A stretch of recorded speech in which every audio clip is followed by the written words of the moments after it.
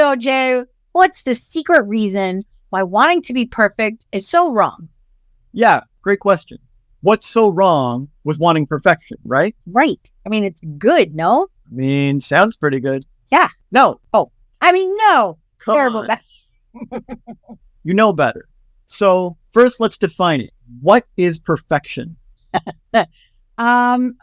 I guess everyone has their own individual idea of what perfect is. Whoa. So how are you supposed to reach something that's different in your mom's mind and different in your partner's mind and different in your kid's mind? That's a great question. I don't know.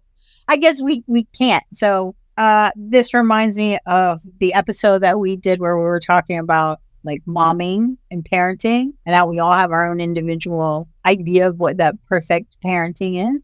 So it's the same thing. We can't reach a perfect ideal if we don't know what everyone else's is. Yeah, I mean, if we don't all have the same idea of what a table is, and I say, go sit at the table, what happens? Some people are going to sit at a tree stump. Some are going to go sit out on the picnic bench, and some are going to sit on the ground because they don't have a concept of table. Like if everyone has their own interpretation and definition of table, you're out anytime you want to use that word. And if everyone has their own definition of perfect, same deal. You're screwed. Okay.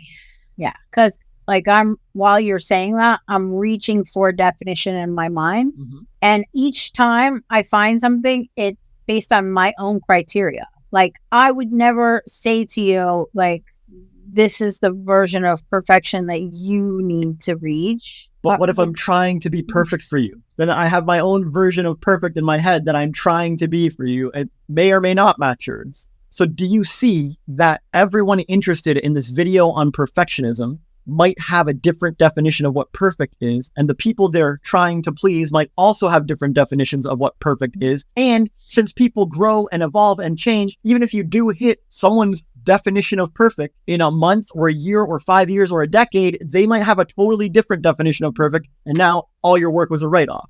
But this will be a pretty lame video if we can't talk about perfectionism because we don't have a definition.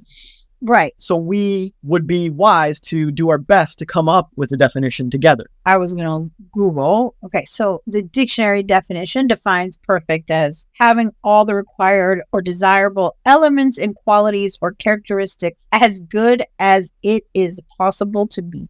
Do you think that's a good definition? I mean, desirable to who? Doesn't say. Good as defined by who? Possible to be as defined by who? Okay, so then the second definition was free from faults. Right, so free from faults, but as defined by who? Some people would say having 6 eyes is a fault or a flaw. Others would say, yo, the thickness, that ain't no flaw or fault.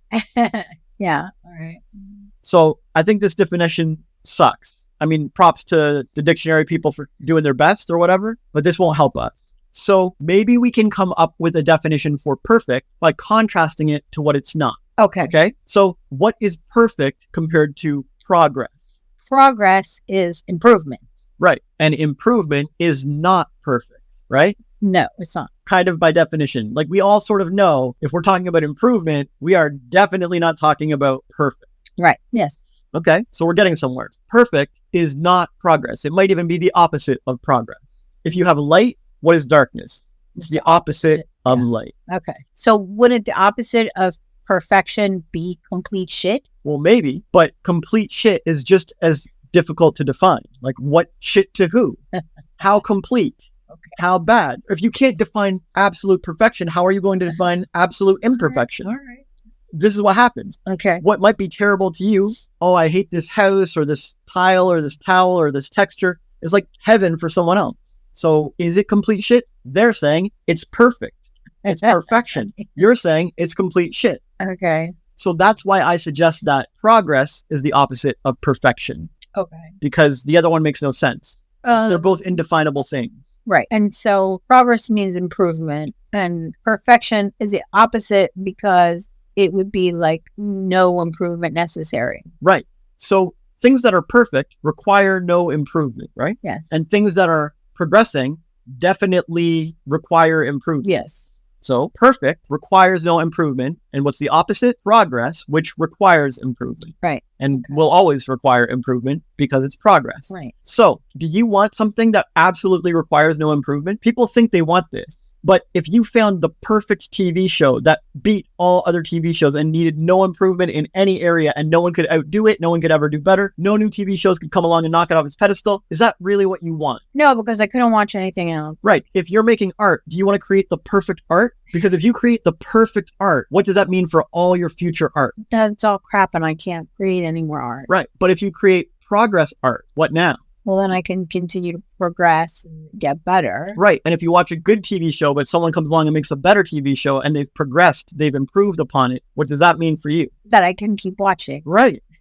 So people think they want perfect, but perfect means requires no improvement. Right. Perfect means the end. Perfect means no more. Progress means much more. More is coming. There's plenty more. You can improve. Keep doing your art. Keep watching new TV shows. Keep living life because we're making progress. Progress is fantastic. Progress is amazing. Progress feels great. Perfection feels shitty. I mean, yeah, when you put it that way, like perfection means there's an end. That means there would be an end to us. Like if we were the perfect couple and we had the perfect relationship. Yeah, so even if we do have the perfect relationship that requires no improvement, what does that mean for children? What are their relationships going to be like? Oh, they won't be perfect. Well, probably they'll fall short, but even if they match us, aren't our children supposed to outdo us? Aren't they supposed to do better than us? Yes. How can they if we're the perfect, requires no improvement relationship? You really want that for the next generation? No. How are they going to become relationship coaches or start careers as therapists or become like actors or whatever? And like if you look back at like the 20s or whatever, how far we've improved ourselves as people and relating, our civilization and communication and everything. And if there was no improvement after us, then what's the point? I'm saying. Yeah. Okay. Perfect is killer. Perfect is brutal. Yeah. Perfect is the life ender, the dream killer, the finale, the no more. So perfect is death. No, even death is better because death is part of nature and you have death and rebirth and it goes back to the earth and fertilizer and whatever. Perfect is like the void. Yeah, that's not good. Yeah,